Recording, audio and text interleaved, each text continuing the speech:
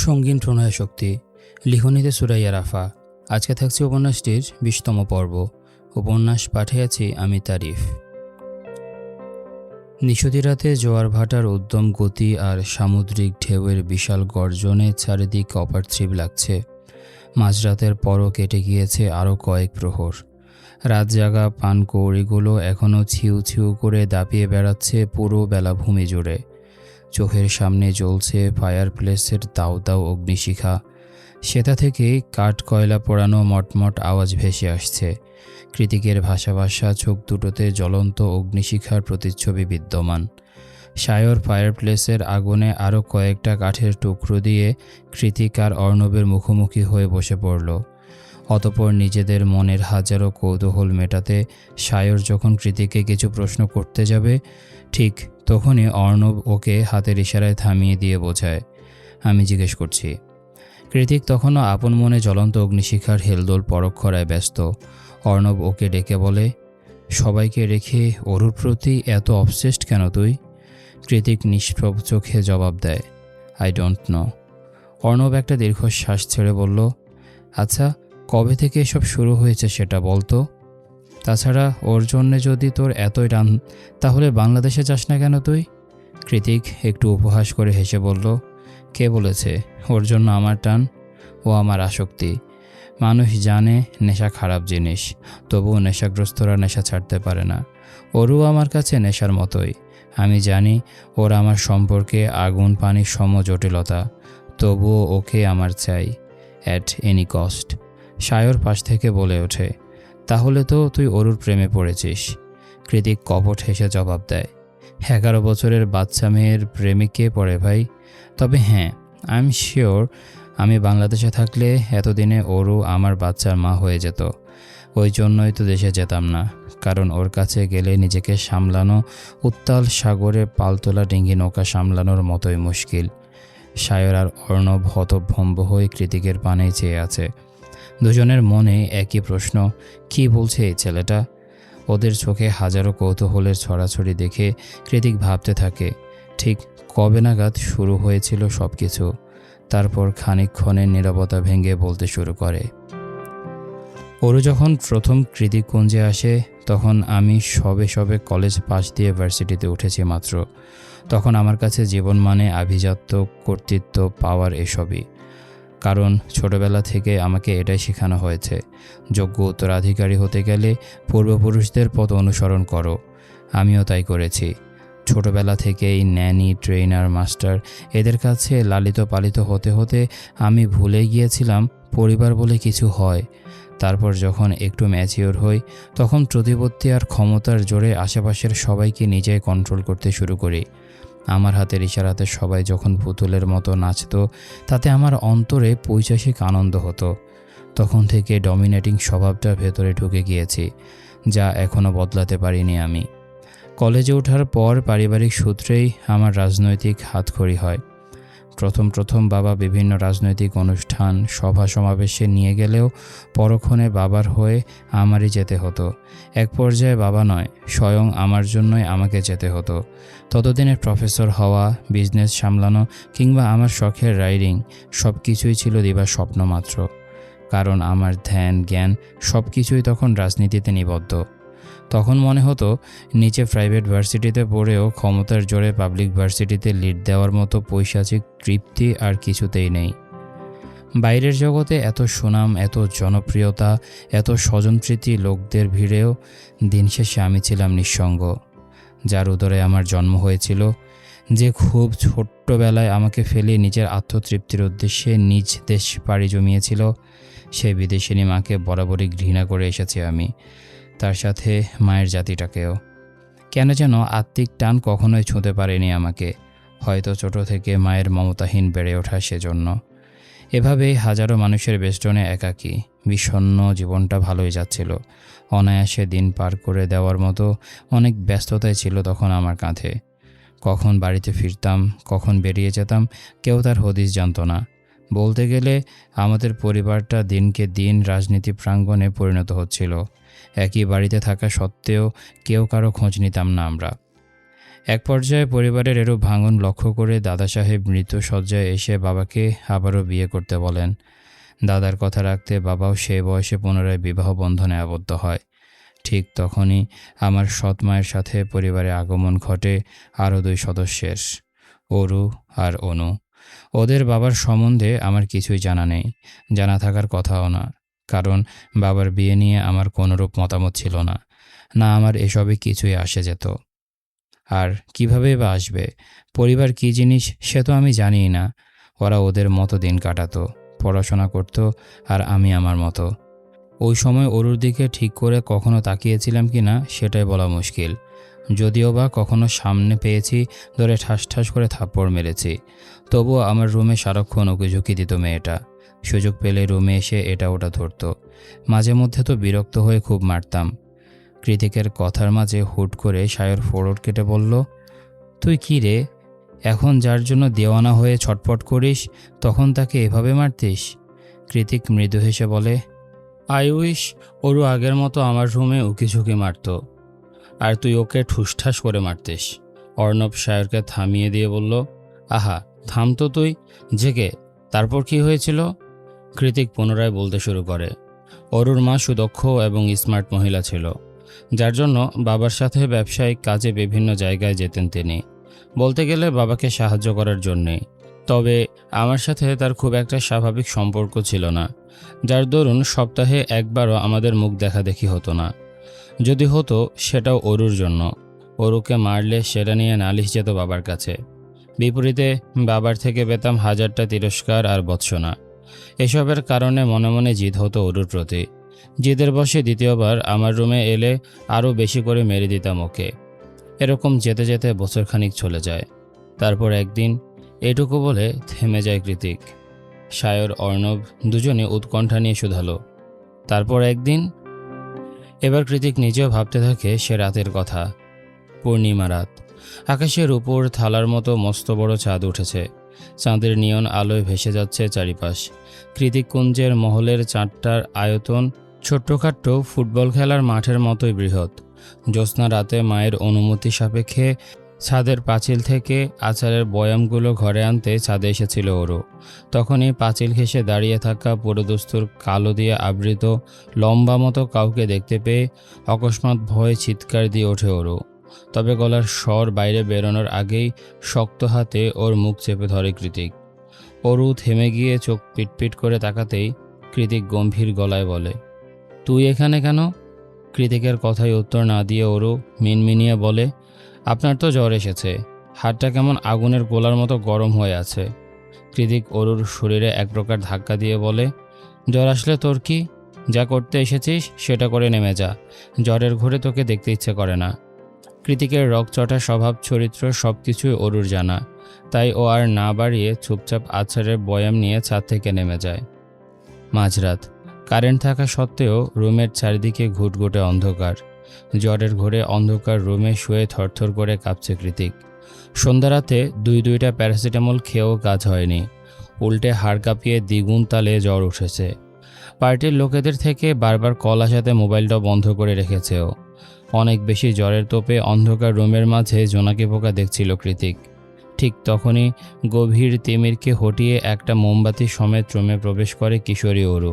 পরনে তার কালো রঙের কামিজ, মাথায় আধটানা ঘোমটা। কৃতিক তখনও জ্বরের তোপে বারবার দীর্ঘশ্বাস ফেলছিল। অরু মোমটা নিয়ে রুমের মাঝে এগিয়ে এসে নিজে থেকে বলল, বিদ্যুৎ চলে গিয়েছে, জেনারেটরও নষ্ট হয়ে পড়ে আছে। আপনার তো জ্বর, তাই ভাবলাম মোমবাতি নিয়ে আসি। মোমবাতির প্রয়োজন নেই, আমি অন্ধকার ভালোবাসি, তুই যা তো। কৃতিকের এহেন ধমকেও অরু যায় না, চুপচাপ দাঁড়িয়ে থাকে ওর পাশ ঘেঁষে। অরুকে অনেকক্ষণ যাবৎ দাঁড়িয়ে থাকতে দেখে কৃতিক হাসকি স্বরে নাক টেনে বলে, কি হলো, যাচ্ছিস না যে? আবারও মার খাওয়ার শখ জেগেছে? শখ জেগে থাকলে কাছে আয়, থাপ্পড় দিচ্ছি। ওরও মুখ কাচুমাচু করে বলে, মা আঙ্কেলের সাথে শহরের বাইরে গিয়েছে। মামির অসুখ শুনে সকাল সকাল আপাও নানা বাড়ি গিয়েছে। বলেছিল বিকেলের মধ্যে ফিরবে, কিন্তু ফিরেনি। এখন আবার কারেন্টও নেই। আমার অন্ধকারে ভয় করছে ভাইয়া, এখানে একটু দাঁড়িয়ে থাকি, কারেন্ট এলেই চলে যাব। অরুর আকুতি ভরা টলটলে চোখের দিকে এক পলক তাকিয়ে নিজে একটু সরে গিয়ে অরুর জন্য বিছানাতে জায়গা করে দিল কৃতিক। অরুও টু শব্দ না করে ভয়ে ভয়ে সেখানটায় গিয়ে বসে পড়ে। কৃতিক চোখ দুটো বন্ধ রেখে অরুর উদ্দেশ্যে বলে, ভালো করে বস, মারবো না। অরু এবার ভালোভাবে বসে। হাতে থাকা জলপট্টিটা কৃতিকের কপালে রেখে দেয়। কৃতিক ভ্রুকুটি করে চোখ উল্টে সেটার দিকে তাকিয়ে বলল, এটা কি দিয়েছিস? অরু জানায়, জ্বর হলে মা আমাদের মাথায় এটা দিয়ে রাখে, এতে অনেকটা আরাম লাগে। আপনি অন্ধকারে জোরে জোরে নিঃশ্বাস নিচ্ছিলেন, মনে হলো আপনার এটা প্রয়োজন, তাই নিয়ে এসেছি। অরুর কথা শুনে কৃতিক ওর মুখের পানে চাইল। গত 1.5 বছরে আজই বোধ হয় প্রথম ঠিকভাবে অরুর মুখের দিকে চাইল কৃতিক। সদ্য কিশোরীতে রূপ নেওয়া কচি একটা চেহারা, টিমটিমিয়ে জ্বলতে থাকা মোমের হলদে আলোয় ওর চেহারাটা অপসরীর মতোই সুন্দর লাগছে তীব্র জ্বরের ঘোরে থাকা কৃতিকের নেশালো চোখ দুটোতে। হুট করেই কেন যেন মনে হচ্ছে অরুর মতো মায়াবী মুখ পৃথিবীতে আর দুটো নেই। কৃতিককে চুপচাপ তাকিয়ে থাকতে দেখে অরু ঠোঁট কামড়ে একটু এগিয়ে এসে জলপট্টিটা আবারও উল্টে দিল। আমার জন্য কেন করছিস এসব? কৃতিকের অজ্ঞাত প্রশ্নের উত্তর নেই অরুর কাছে। কী বা বলবে ও? দেখছে মানুষটা জ্বরে পুড়ে যাচ্ছে, অথচ কাউকে মুখ ফুটে বলছে না অবধি। একা একাই কষ্ট সহ্য করছে, তাই তো হাতে করে জলপট্টিটা নিয়ে আসা। কি হলো, কিছু বল। অরু আস্তে করে জবাব দেয়, আপনার জন্য কষ্ট হচ্ছিল তাই। কৃতিকের মতো পরিবারচ্যুত, বেপরোয়া, বেখেয়ালি, মায়ার বাঁধনহীন ছেলের কাছে অরুর অযাচিত মনে মুখ ফসকে বলা এই বাক্যটা ছিল আকাশসম আন্তরিকতা। অরুর কথায় অধিক তাপমাত্রায় দাউ দাউ করে জ্বলতে থাকা হৃদয়টা হঠাৎ করে কেমন শীতল হয়ে গেল। উল্টে হৃদস্পন্দন বেড়ে গেল দ্বিগুণ তালে। হুট করে মনে হতে লাগলো অরু ওর আপন, খুবই আপন। অরুর দিকে তাকিয়ে হিজিবিজি ভাবতে ভাবতেই কখন যে বিদ্যুৎ চলে এসেছে টের পায়নি কৃতিক। টের পাওয়ার কথাও নয়, কারণ এই রুমে এখনও আলো জ্বলছে না। বাইরের ঘরে মৃদু আলো জ্বলতে দেখে অরু বলে, বিদ্যুৎ চলে এসেছে, এবার আমি যাই। কৃতিক অরুর হাত টেনে ধরে, ঘোর অসম্মতি জানিয়ে বলে, কোত্থাও যাবি না তুই, এখানে বসে থাক আমার সামনে। কেন? কৃতিক হাসি স্বরে জবাব দেয়, তোকে দেখব তাই। কৃতিক শক্ত করে অরুর হাত ধরে রেখেছে। উপায়ন্তর না পেয়ে অরু সেখানে বসে থাকে সারা রাত। এক পর্যায়ে ঝিমুতে ঝিমুতে কখন যে কৃতিকের বুকের উপরই ঘুমিয়ে পড়েছে সেটা অরুর অজানায় রয়ে যায়। অথচ কৃতিকের চোখে এক ফোঁটাও ঘুম নেই। ও সারা রাত জেগে ঘোর লাগা চোখে অরুকে দেখেছে। সময়ের সাথে সাথে মোমের আলো ফুরিয়ে গিয়েছে, তবুও দেখেছে। শেষমেশ অরু যখন কৃতিকের বুকে ঘুমিয়ে পড়ে, তখন দ্বিতীয়বারের মতো আবারও হৃদস্পন্দন গতি হারায় কৃতিকের। ও চোখ দুটো বন্ধ করে হিসিয়ে বলে, তুই আমার অরু, খুব তাড়াতাড়ি বড় হয়ে যা, তোকে আমি দেখব, সারা জীবন ধরে দেখব। সেদিন রাতের পর থেকে কৃতিকের হৃদয়ে বাসা বাঁধে অরুর প্রতি অজানা এক আসক্তি, যার কোনো নামধাম নেই। শুধু হৃদমাজারে বয়ে চলা এক সুপ্ত, গভীর আর বেসামাল অনুভূতির ছড়াছড়ি। ধীরে ধীরে সবার আড়ালে শুরু হয় অরুর প্রতি নিজের দখলদারি। অরু যে রাস্তা দিয়ে স্কুলে যেত, সে রাস্তায় সবসময় দুজন লোক লাগানো থাকতো। অরু কার সাথে মিশছে, কার সাথে ঘুরছে, বন্ধুমহলে কোনো ছেলের আনাগোনা আছে কিনা, সব কিছুরই পাই টু পাই খবর নিত কৃতিক। অরু আম পাড়তে গিয়ে গাছ থেকে পড়ে ব্যথা পেয়েছে বলে সেদিনই বাপদাদার আমলের ঐতিহ্যবাহী আম গাছকে কেটে কুটে বাড়ি থেকে বিদায় করে কৃতিক। বাড়ির ঐতিহ্য, বাবা দাদার স্মৃতিকে এভাবে কেটে ফেলায় ছেলের বেপরোয়া কাণ্ডে জামশেদ জায়ান চৌধুরীও হতবাক হয়েছিলেন। কিন্তু বলার মতো কিছু নেই তার। কী বা বলবেন, ছেলে কি তার কথা শোনে? এভাবে সময়ের পরিবর্তনে সেই আসক্তি বৃদ্ধি পেতে থাকে দ্বিগুণ হারে। স্কুল ব্যতীত কৃতিক কুঞ্জের বাইরে পা রাখা নিষিদ্ধ হয়ে যায় অরুর জন্য। কিশোরী অরুর মাথায় ঢোকে না, হঠাৎ করে কৃতিক কেন তার উপর এত অধিকার দেখাচ্ছে। আগে তো কখন আসতো, কখন যেত, তারই হদিস থাকতো না। আর এখন বাড়িতে কেউ না থাকলেই কৃতিককে দেখতে পায় অরু। শুধু দেখতে পায় বললে ভুল হবে, ওকে জোর জবরদস্তি করে নিজের সামনে বসিয়ে রাখে কৃতিক। চোখের সামনে থেকে সরলে গালে এসে আছড়ে পড়ে শক্ত হাতের থাপ্পড়।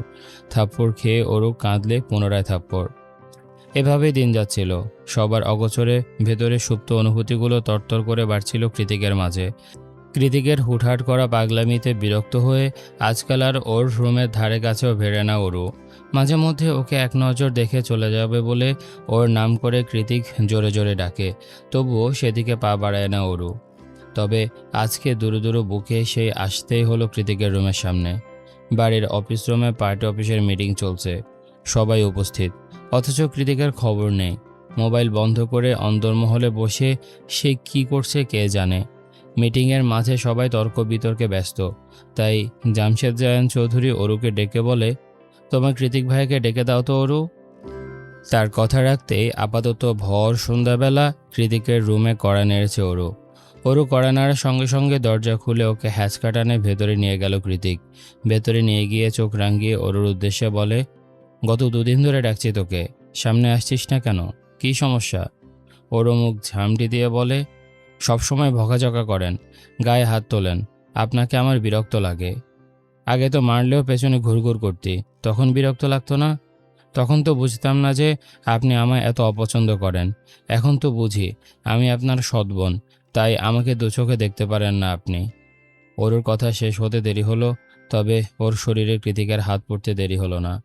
কৃতিক চোয়াল শক্ত করে তীক্ষ্ণ দৃষ্টি নিক্ষেপ করে বলল, এটা কেন দিয়েছি জানিস? নিজেকে আমার সৎ বোন দাবি করার জন্য। তুই আমার বোন না, আমার বোন হওয়ার কোনো যোগ্যতাই তোর মাঝে নেই, আর না আমি তোকে বোনের নজরে দেখি। মার খেয়ে গালে হাত দিয়ে মেঝেতে বসে ফুপিয়ে কাচ্ছে অরু। খানিকক্ষণ দাঁড়িয়ে থেকে নিজের ক্রুদ্ধ মস্তিষ্কটাকে স্থির করে অরুর মুখোমুখি হয়ে বসে পড়ে কৃতিক। তারপর আলতো হাতে ওর চোখের পানি মুছিয়ে দিয়ে বলে, আম সরি অরু, খুব লেগেছে? কেন আমাকে এভাবে যন্ত্রণা দিস বলতো? তুই যখন আরেকটু বড় হবি তখন আমার আজকের কথাগুলো ঠিক বুঝতে পারবি। ততদিন শুধু তোকে একটু দেখে দেখে রাখতে হবে আমার। কৃতিকের মুখে আদরে আওয়াজ শুনে অভিমানে ওরও এবার শব্দ করে কেঁদে উঠল। এভাবে নাক ফুলিয়ে কাঁদায় ওকে অনেক বেশি আকর্ষণীয় আর মায়াবী লাগছিল কৃতিকের চোখে। তাই নিজেকে সংযত না রাখতে পেরে হুট করে ওর গালে সশব্দে চুমু খেয়ে বসল কৃতিক। তবে ওদের বসার ধরনটা এমন ছিল যে যে কেউ পিছন দিক থেকে দেখলে ভুল বুঝতে পারে। হলোও তাই। মিসেস আজমেরি শেখ বাড়িতে ছিলেন সেদিন। কৃতিকের রুম থেকে মেয়ের ক্রন্দনরত আওয়াজ শুনে তিনি বুঝে গিয়েছেন আবারও হয়তো তার ছোট মেয়েটাকে মেরেছে কৃতিক। তৎক্ষণাৎ তিনি মেয়েকে নিয়ে আসার জন্য কৃতিকের রুমের দিকে এগিয়ে গেলেন। তবে রুমে প্রবেশের আগেই পা দুটো আটকে গেল তার। সন্ধ্যারাতের আবছা আলোয় তিনি স্পষ্ট দেখলেন তার ছোট্ট মেয়েটার সাথে ঘনিষ্ঠ সময় পার করছে কৃতিক। পার্টি অফিসের ছোট বড় সবার সামনে পরপর অনর্গল থাপ্পড়ের আঘাতে রক্তাক্ত হয়ে উঠেছে কৃতিকের গৌর মুখমণ্ডল। আর দুটো থাপ্পড় দিলে হয়তো নাক ফেটে ফিনকি দিয়ে রক্ত বেরিয়ে আসবে। তবুও কিছুতেই থামানো যাচ্ছে না জামশেদ জায়ান চৌধুরীকে। রাগের টোপে থরথর করে কাঁপছেন তিনি। হাতের পাশাপাশি মুখ দিয়ে যা আসছে সেটা বলে আঘাত করছেন নিজের একমাত্র ছেলেকে। অরু অনু ওর মায়ের আঁচল ধরে রুমের এক কোণে কুঁকড়ে দাঁড়িয়ে আছে। জামশেদ জায়ান চৌধুরী ওকে মারতে মারতে ক্লান্ত হয়ে বললেন, আমার আগে বোঝা উচিত ছিল কোনো আমেরিকান নাচনেওয়ালির ছেলের চরিত্র এর চেয়ে ভালো আর হবে না। বরাবরই নিজের মায়ের কথা শুনলে কৃতিকের মাথায় রক্ত উঠে যায়, উগ্রতার চরম সীমানায় পৌঁছে যায় ও। এবারও তাই হলো। চিৎকার দিয়ে নিজের বাবার মুখের ওপর বলল, তুমি সে আমেরিকান নাচনেওয়ালিকে ভালোবেসে বিয়ে করেছিলে, যার ফল আমি। সঙ্গে সঙ্গে জামশেদ জায়ান আবারও ওকে সজোরে চড় মারলেন। অতঃপর আশেপাশের চেলাপেলাদের ডেকে বললেন, প্রাইভেট জেটের ব্যবস্থা করো, আজ এই মুহূর্তে ও দেশ ছাড়বে। স্বাধীনতা পেতে পেতে ওর ভেতরের পুরোটাই নর্দমার মতো কালো হয়ে গিয়েছে। ওকে শুদ্ধ করা প্রয়োজন। তার জন্য সবার আগে ওর স্বাধীনতা হরণ করতে হবে। আজ এই মুহূর্তে জায়ান কৃতিক চৌধুরীর রাজনৈতিক পদ বাতিল করা হলো। তোমার রাজনৈতিক জীবন এখানে সমাপ্ত। বিদেশে গিয়ে মানুষ হয়ে ফেরো। বাবার কথার পিঠে কৃতিক একটা তাচ্ছিলের হাসি ছুঁড়ে মারে।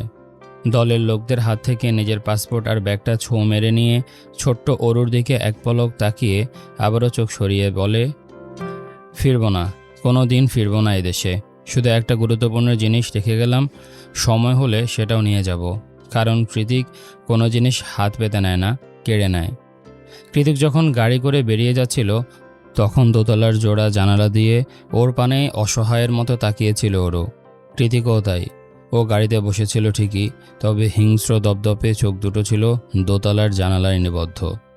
এক পর্যায়ে গাড়িটা যেতে যেতে চোখের আড়াল হয়ে যায়, তবু সেদিকে তাকিয়ে রয় ওরু। কী নিয়ে এত ঝামেলা হলো সেসব মাথায় না ঢুকলেও এটা ঠিকই বুঝতে পেরেছেও আজ ওর জন্যই বাড়ি ছাড়া হয়েছে বাড়ির একমাত্র রাজপুত্র জায়ান কৃতিক চৌধুরী।